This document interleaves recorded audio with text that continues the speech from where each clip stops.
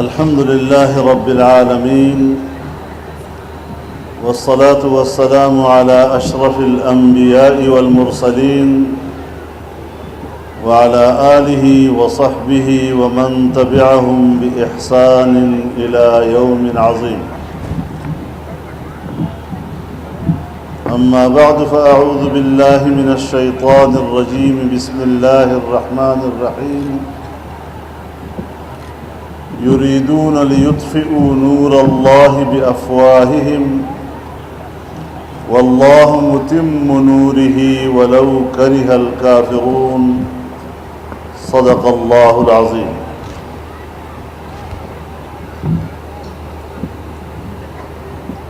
قائدین متحدہ مجلس عمل، زعماء قوم، میرے بزرگوں، دوستوں، بھائیوں، بہنوں اور بیٹیوں،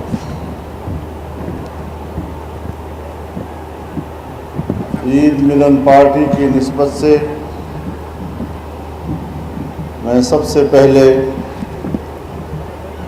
آپ کو عید مبارک کہتا ہوں۔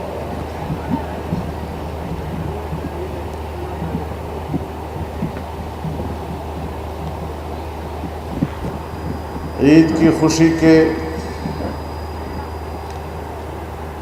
اس ماحول میں جس طرح پوری امت شریک ہوتی ہے،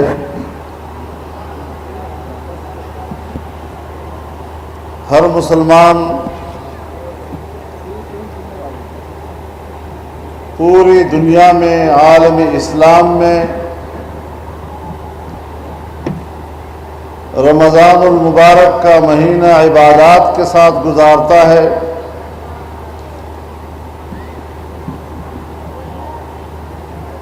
اور پھر عید الفطر سے اس مہینے کا شکرانہ ادا کرتا ہے۔ یقیناً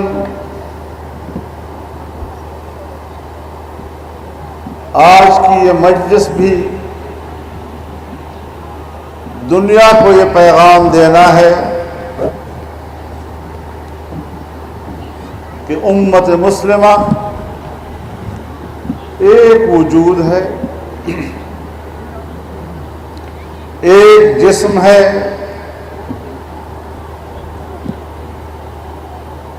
اس کی خوشیاں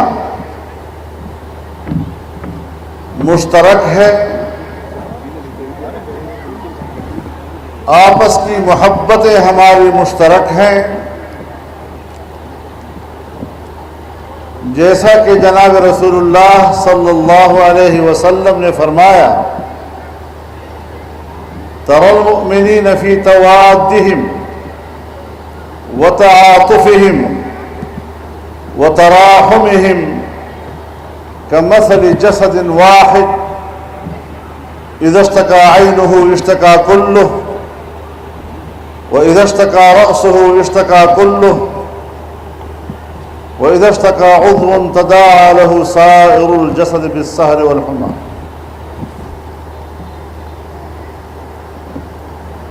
ایمان والوں کی مثال ایک دوسرے کے ساتھ دوستی کرنے میں، ایک دوسرے پر مہربان ہونے میں، ایک دوسرے کے ساتھ ہمدردی کے اظہار میں ایک جسم کی طرح ہے، جس طرح کہ ایک جسم کی اگر آنکھ میں درد ہو تو پورا جسم بے قرار ہوتا ہے، اگر اس کے سر میں درد ہو تو پورا جسم بے قرار ہوتا ہے۔ جسم کے کسی حصے میں اگر درد مچل رہا ہے تو ساری رات بے آرامی اور بخار میں گزر جاتی ہے۔ یقیناً یہ لمحات ہمیں عالم اسلام کے کرب کا احساس دلاتے ہیں، جہاں ہم ایک دوسرے سے محبت کا اظہار کرتے ہیں، مودت کا اظہار کرتے ہیں، تراحم کا اظہار کرتے ہیں، وہاں یہ مواقع ہمیں اپنے مسلمان بھائیوں کے اس کرب کا بھی احساس دلاتا ہے۔ دنیا میں ہمارے وہ بھائی بھی ہیں کہ جن کو عید کے دن نئے کپڑے پہننے کے لیے حالات میسر نہیں۔ اسلام نے ایسے بھائیوں کے ساتھ ان کو اپنے خوشیوں میں شریک کرنے کے لیے فطرانے اور صدقے کی ترغیب دی۔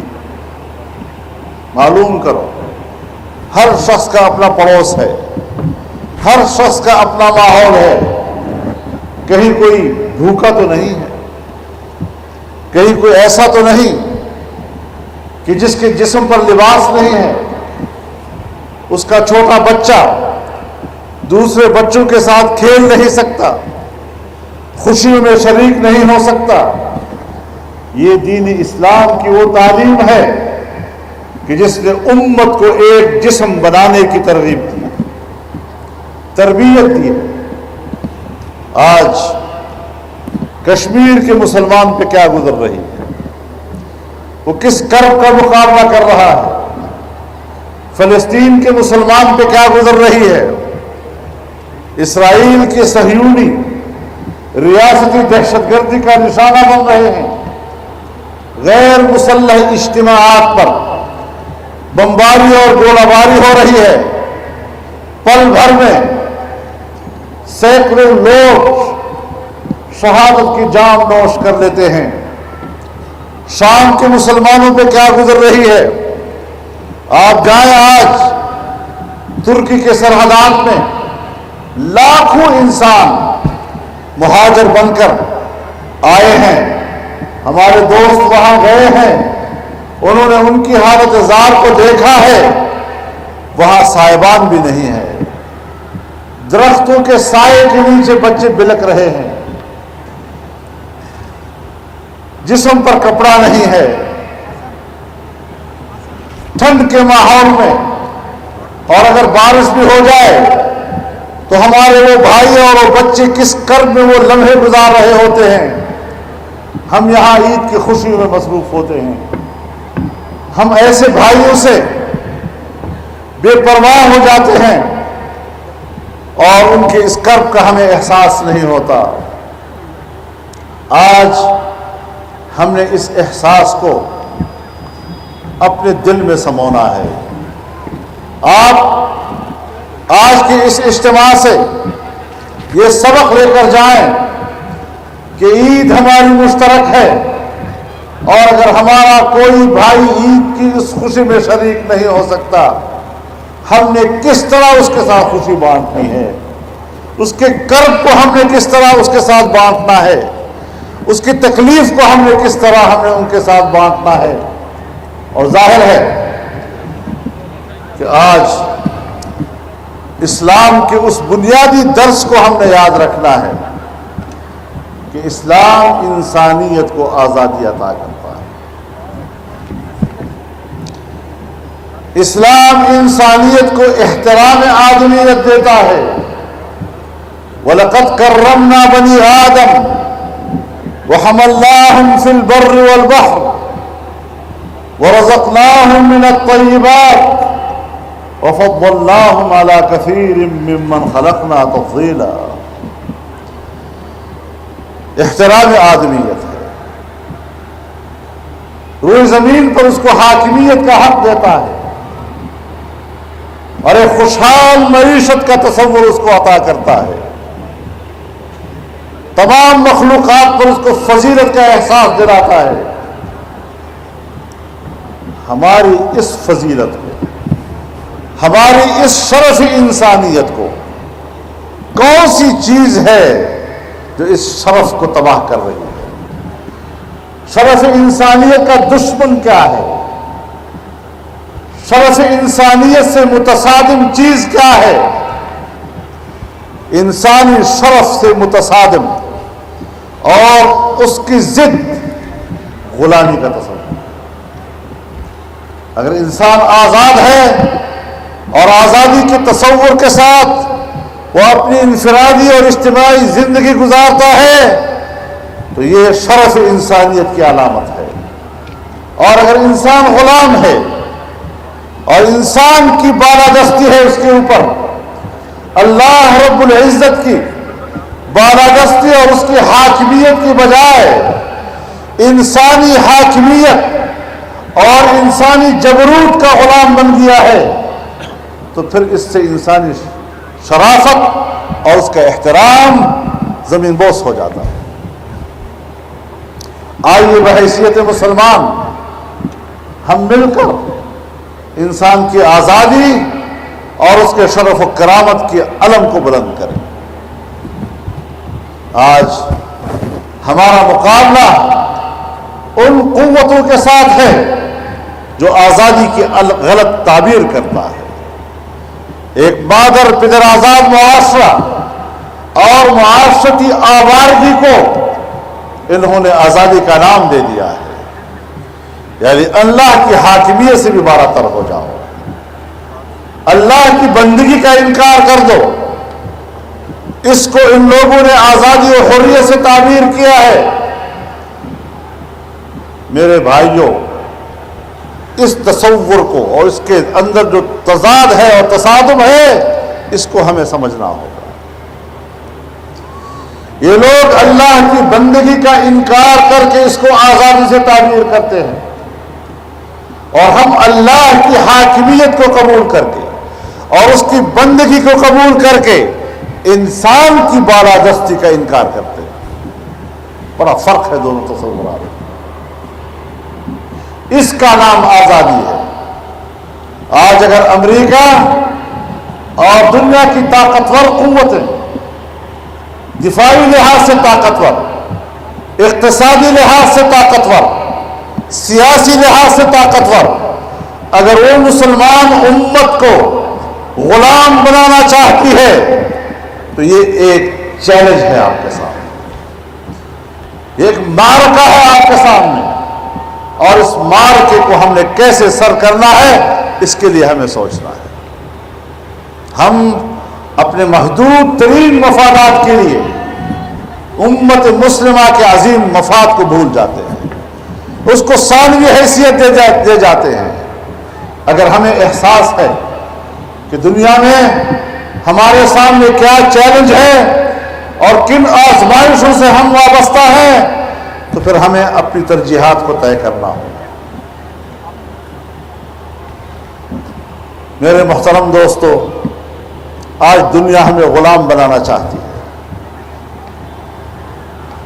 عالمی ادارے قائم کر کے اور بین الاقوامی معاہدات پہ ہمیں جکڑ کر وہ ترقی پذیر اور پسماندہ دنیا کو اپنا غلام بنانا چاہتے ہیں۔ مانتے ہیں کہ اقوام متحدہ دنیا میں ہے، بڑا ادارہ ہے، سلامتی کونسل بڑا ادارہ ہے، جنیوا کے انسانی حقوق کا کمیشن بڑا ادارہ ہے، وہ انسانی حقوق کا چارٹر دنیا میں پھیلاتا ہے، اس کو فروغ دے رہا ہے، لیکن ہم نے دیکھنا یہ ہے کہ کیا یہ ادارے ہمیں تحفظ فراہم کر رہے ہیں، ہماری آزادی کو تحفظ دے رہے ہیں، ہمارے انسانی حقوق کو تحفظ دے رہے ہیں، ہماری معیشت کو تحفظ دے رہے ہیں، یا ہمیں ہماری سیاست، ہماری دفاع اور ہماری معیشت کو غلام بنانا چاہتے ہیں۔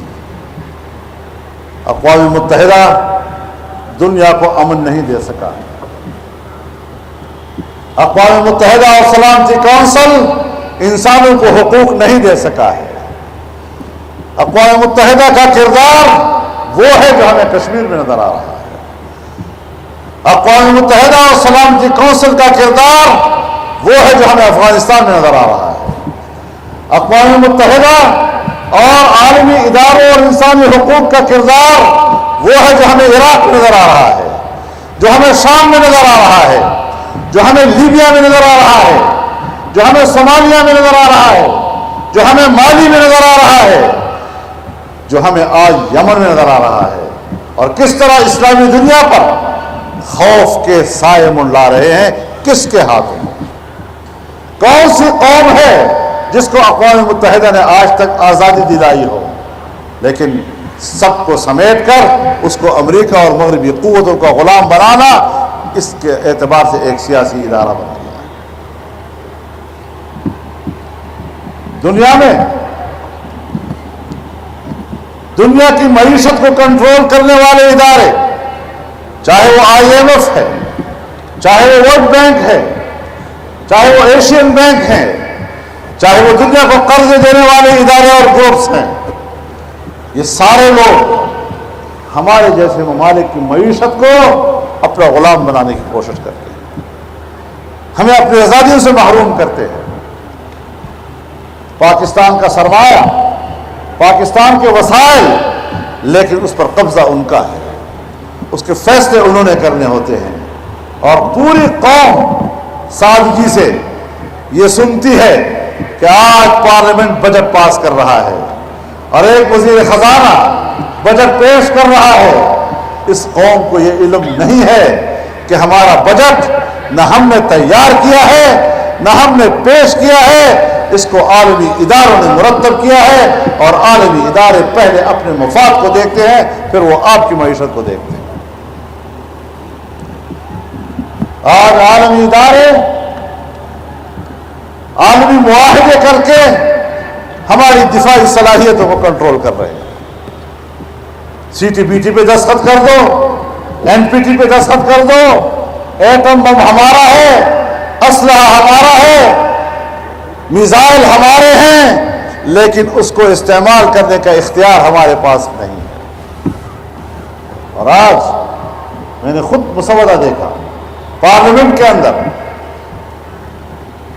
میں نے وہاں پر بھی بات کی، یہ کیا ہو رہا ہے کہ اقوام متحدہ اگر کسی تنظیم کو یا اس تنظیم سے وابستہ افراد کو دہشت گردی کی فہرست میں شامل کر دے تو پاکستان میں بھی اسی طرح ان کو دہشت گرد تصور کیا جائے گا۔ آپ خود اندازہ لگائیں یہ ہم کدھر جا رہے ہیں۔ ہماری پارلیمنٹ میں اس قسم کی قانون سازی، یعنی بین الاقوامی اداروں کا قانون، ان کا صادر کردہ قانون اگر ہمارے ملک کے اپنے آئین اور ہمارے قانون کے ساتھ متصادم ہوگا تو ہمارا اپنا آئین اور ہمارا اپنا قانون ہمارے ملک میں مؤثر نہیں ہوگا، اور وہ بین الاقوامی قانون ہمارے ملک میں مؤثر رہے گا۔ غلامی اس کا نام نہیں تو اور کس چیز کا نام؟ آج اگر ہماری بیوروکریسی، اگر ہماری اسٹیبلشمنٹ مجبور و مقہور ہے ہر قیمت پر ان کو بین الاقوامی اداروں کو ضمانت دینی پڑتی ہے کہ آپ کے غلام، آپ کے سامنے جھکنے والے سرمایہ دار اور جاگیردار اور بیوروکریسی میں بھی کی پوسٹوں پر وہی لوگ آئیں گے جو آپ کے خواہشات و ترغیبات کو اور آپ کی ترجیحات کو سلام پیش کریں گے، وہی ہمارے ملک پر حکومت کریں گے۔ اور اگر آپ کے مفادات اور اپنے آزادی کے لیے بات کرنے والی قوتیں ہوں گی، ان کو پاکستان کی حکومت نہیں دی جائے گی۔ ہماری اسٹیبلشمنٹ اور بیوروکریسی پہلے ان کو یہ ضمانتیں فراہم کرتی ہے، پھر آپ ملک کی سیاست کر رہے ہوتے ہیں۔ اس حالات سے ہم گزر رہے ہیں، معمولی چیلنجز نہیں ہیں آپ کے سامنے۔ عام آدمی کی ضرورت ہے اپنی جگہ پر، بڑی اچھی باتیں کی ہیں میاں اسلم صاحب نے۔ میں اسلام آباد کے لوگوں کو پانی مہیا کروں گا، میں اسلام آباد کے گلی کوچوں کو ٹھیک کروں گا۔ بابا اسلام آباد میں تو اتنے مسائل بھی نہیں ہیں، اکثر مسائل تو یہاں حل ہے، ہمارے دیہاتوں میں جاؤ وہاں بات کرو کہ جہاں پینے کا پانی نہیں ہے، جہاں بجلی نہیں ہے۔ تو ملک کے اندر یقیناً ہماری یہ مشکلات ہیں، لیکن ہمیں عمدن مجبور و مقہور رکھا جاتا ہے تاکہ ہم اپنی ضروریات میں پھنسے رہے اور ہم اس سے باہر نہ نکل سکیں، اور ہم آزادی کے تصور پہ بات نہ کر سکیں، ہم معیشت کی آزادی پہ بات نہ کر سکیں، ہم بین الاقوامی قوتوں کی بالادستی پہ بات نہ کر سکیں، کیونکہ فرعون اس کی علامت یہی ہے وَاسْتَخَفَّ قَوْمَهُ فَأَطَاعُوهُ کہ پہلے اس نے اپنی قوم کو پستی کی طرف دھکیلا اور پھر اس قوم کی مجبوری ہوئی کہ اس نے اس کی اطاعت کی۔ کہ پہلے ہمیں پستی کی طرف لے جاتے ہیں، خوبصورت سرسبز باغ ہمیں دکھاتے ہیں، کچھ نہیں ہوتا اس کے پیچھے۔ افغانستان کو ہم آزاد کرائیں گے، 15 سال سے 16 سال سے جو ہو رہا ہے، یہ ان کی آزادی یہ ہے جو ہم دی جا رہی ہے، یہ وہاں کی خوشحال معیشت ہے جو ان کو دی جا رہی ہے۔ عرب دنیا میں جو آگ لگی ہے، افریقہ میں جو آگ لگی ہوئی ہے، مسلمان جس میں جل رہا ہے، ہم ایک دوسرے کو دہشت گرد کہہ رہے ہیں۔ نظریاتی سیاست ختم ہو چکی ہے۔ سوویت یونین کے خاتمے کے بعد اب دنیا میں صرف سرمایہ کی سیاست چل رہی ہے۔ جب سوویت یونین تھا تو دنیا میں نظریاتی تصادم تھا، سیاستدان جیلوں میں جاتا تھا تو اس کو سیاسی قیدی کہا جاتا تھا، کوئی عالم دین جیل میں جاتا تھا تو مذہبی قیدی کہا جاتا تھا۔ آج سرمایہ کی سیاست ہے، جس سیاستدان پہ ہاتھ ڈالو گے جیل میں ڈالو گے یہ کرپٹ تھا، جس مذہبی آدمی کو آپ جیل میں ڈالیں گے یہ دہشت گرد تھا۔ اصطلاحات تبدیل ہو گئی ہیں، ترجیحات تبدیل ہو گئی ہیں۔ متحدہ مجلس عمل کے ساتھیوں، ان حالات پہ نظر رکھو، بہت بڑی اصل تبدیلیاں یہ ہے جس کا ہم تذکرہ کر رہے ہیں۔ جن تبدیلیوں کا پرچار ہو رہا ہے وہ کیا تبدیلی ہے؟ اگر کوئی اپنے معاشرے کی، اپنی تہذیب کی کوئی چادر رہ گئی ہے اسے بھی نوچ لیا جائے۔ کیا تبدیلی کی باتیں ہو رہی ہیں؟ اگر ہمارے معاشرے میں کوئی حیا نام کی چیز رہ گئی ہے اس کا بھی خاتمہ کر دیا جائے۔ لہذا جنگ ہے آپ کی نظریاتی جنگ۔ ہم نے اس نظریے کی بنیاد پر دنیا کے اس نظام کا مقابلہ کرنا ہے۔ یہ جو مذہب بیزار قوتیں ہیں جو ملک کو لا الہ الا اللہ کی بنیاد پر آزاد کرنے کے باوجود وہ آج بھی ملک کو سیکولر اسٹیٹ بنانے کی کوشش کر رہے ہیں، یہ مقابلہ ہے آپ لوگوں کا۔ اس محاذ پر ہم نے جنگ لڑنی ہے، اور اگر ہم واقعی اپنے مقصد زندگی کو سمجھ گئے اور ہم نے اپنی مشترکات سمجھ لی اور اس پر ہم نے وحدت کا مظاہرہ کیا اور عزم کا اظہار کیا، بخدا یہ قوتیں ہمیں شکست نہیں دے سکتی۔ پھر ان کا شکست ان کی مقدر ہوگا۔ ان چیزوں کو اپنے دلوں میں سموٹ لیں، انشاءاللہ کامیابی آپ کی ہے۔ ایک جنگ ہے، ایک جد و جہد ہے، اور اپنی ترجیحات متعین کر لیں کہ اصل ترجیحات ہماری کیا ہے۔ ان ترجیحات کی بنیاد پر ہمیں آگے بڑھنا ہے۔ اللہ تعالی ہمارا حافظ و ناصر ہو۔ وآخر دعوانا ان الحمد للہ۔